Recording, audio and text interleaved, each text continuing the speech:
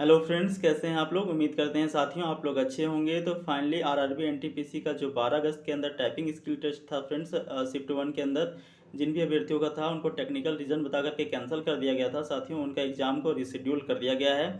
और इस वीडियो के माध्यम से ये भी जानने का प्रयास करेंगे दोस्तों कि आपका जो शिफ्ट 2, शिफ्ट 3 और शिफ्ट 4 के कैंडिडेट थे, इन्विजिलेटर के गलती की वजह से उनका एग्ज़ाम थोड़ा ख़राब चला गया, तो क्या उनका रिशेड्यूल हो सकता है या फिर नहीं हो सकता है। तो सबसे पहले जान लेते हैं साथियों कि आपका 12 अगस्त के अंदर जितने भी कैंडिडेट का एग्ज़ाम रिशेड्यूल हुआ है उनका डेट कौन सा रखा गया है।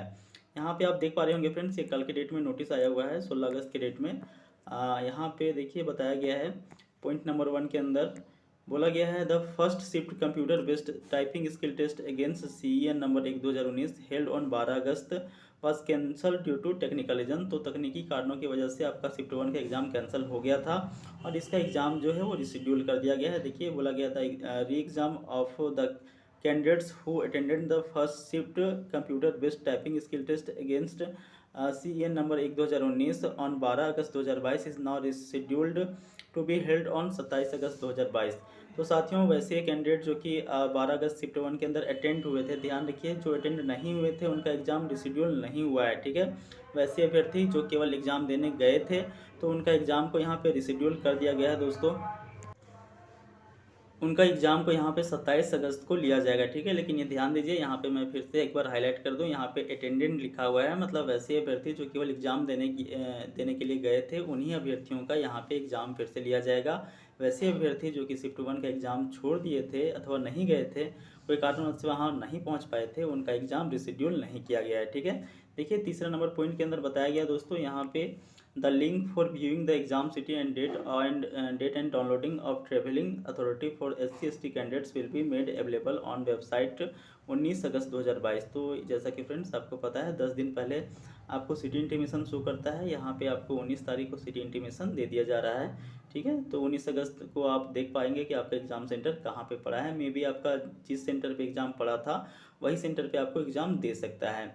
चौथा देखिए बताया गया है कि 4 दिन पहले आप ई कॉल लेटर डाउनलोड कर सकते हो। तो ये तो खैर रहा भाई कि जिन अभ्यर्थियों का कैंसिल हुआ था उनका रिशेड्यूल हो गया। अब जिन अभ्यर्थियों का इन्विजिलेटर की गलती की वजह से एग्ज़ाम ख़राब चला गया अथवा वो एग्ज़ाम में बढ़िया परफॉर्मेंस नहीं कर पाए, तो क्या उनका रिशेड्यूल हो सकता है। देखिए साथियों, मैं यहाँ पे बात कर रहा हूँ कि जो अपना बुद्धि विवेक का इस्तेमाल करके एग्ज़ाम जिनका अच्छा गया उनका तो भाई वो तो चाहेंगे कि एग्ज़ाम उनका रिशेड्यूल ना हो। तो खैर उनके लिए रिशेड्यूल नहीं होना चाहिए, लेकिन जिसके साथ में जेनुइनली अन्याय हुआ है उनका रिशेड्यूल किया जाना चाहिए।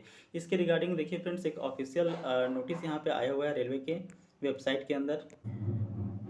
तो साथियों इसके रिगार्डिंग देखिए एक ऑफिशियल ट्वीट आया है आरआरबी कोलकाता के वेबसाइट पे। यहाँ पे आप देख पा रहे होंगे लिखा हुआ है if there are any issue in the giving the examination at the centre. यदि आपको एग्जामिनेशन सेंटर पे एग्जामिनेशन हॉल पे कोई समस्या आती है, please bring it to the notice of the invigilator. तो आप सिंपली जो है वहाँ जो इन्विजिलेटर होंगे उनको आप सूचित करें। If the issue is not solve, यदि आपकी समस्या का समाधान नहीं हो पाता है, ask for railway representative.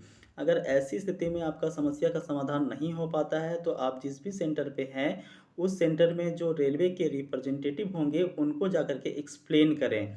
Highlighting the issue after the examination में नॉट हेल्प।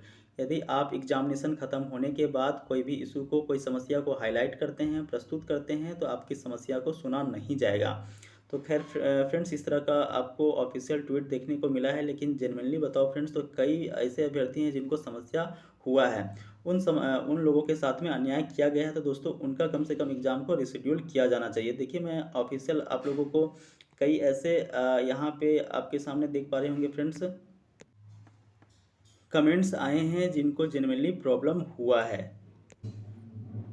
देखिए साथियों, एक भाई भूसी कुमार जी हैं जिनको जेनुइनली प्रॉब्लम हुआ है। यहाँ पे देखिए कई बार इन्होंने कमेंट किया है और इनका प्रॉब्लम ये था कि भाई इनका सिस्टम जो है वो ख़राब हो गया था।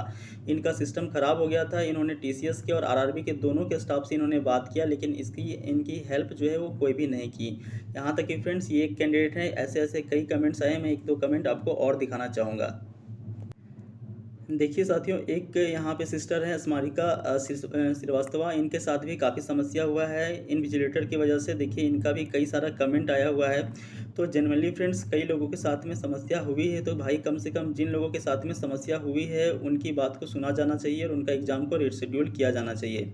तो फ्रेंड्स क्या हो सकता है आप कमेंट सेक्शन में ज़रूर बताएं। मिलते हैं नेक्स्ट वीडियो में नेक्स्ट अपडेट के साथ, तब तक के लिए धन्यवाद।